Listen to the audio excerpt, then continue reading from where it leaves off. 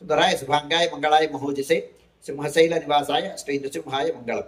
శ్రీ శ్రీ శ్రీ వరాహలక్ష్మీ నృసింహస్వామి వారి సన్నిధానంలో ఆషాఢ బహుళ అష్టమి ఆదివారం అశ్విని నక్షత్రం జూలై 28వ తారీఖు యథావిధిగా 4 గంటల నుంచి 4:30 గంటల వరకు సుప్రభాత సేవ. సుప్రభాత సేవలో భాగస్వాములు కాగోరు వారు దానికి తగిన రుసుము చెల్లించి సంప్రదాయ వస్త్రధారణంతో పరిమిత సంఖ్యలో భాగస్వాములు కావచ్చు. 4:30 గంటల నుంచి 6:30 గంటల వరకు ప్రాతరారాధన.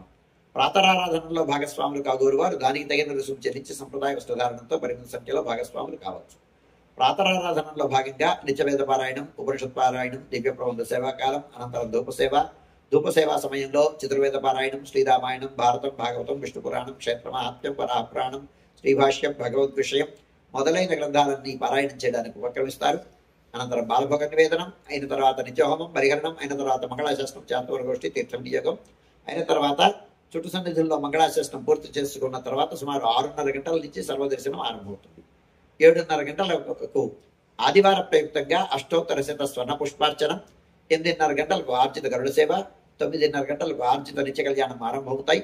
ఆయా సేవల్లో భాగస్వాములు కాగోరు వారు ఆయా సేవలకు తగిన రుసుము చెల్లించి సంప్రదాయ వస్త్రధారణంతో పరిమిత సంఖ్యలో భాగస్వాములు కావచ్చు. 11:30 గంటల నుంచి 12 గంటల వరకు రాజభోగ నివేదనం, మహానివేదనం. ఈ సమయంలో భక్తుల యొక్క దర్శనం నిలుపుదల చేయడం జరుగుతుంది.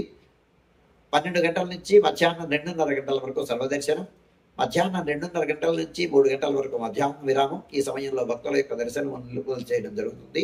మధ్యాహ్నం 3 గంటల నుంచి రాత్రి 7 గంటల వరకు సర్వదర్శనం, రాత్రి 7 గంటల నుంచి 8:30 గంటల వరకు రాత్రి ఆరాధన. రాత్రి ఆరాధనలో భాగస్వాములు కాగోరు వారు దానికి తగిన రుసుము చెల్లించి సంప్రదాయ వస్త్రధారణంతో పరిమిత సంఖ్యలో భాగస్వాములు కావచ్చు. 8:30 గంటల నుంచి 9 గంటల వరకు సర్వదర్శనం, 9 గంటలకు ఏకాంత సేవ కవాటబంధనంతో ఈనాటి కార్యక్రమం సుసంపన్నమవుతుంది.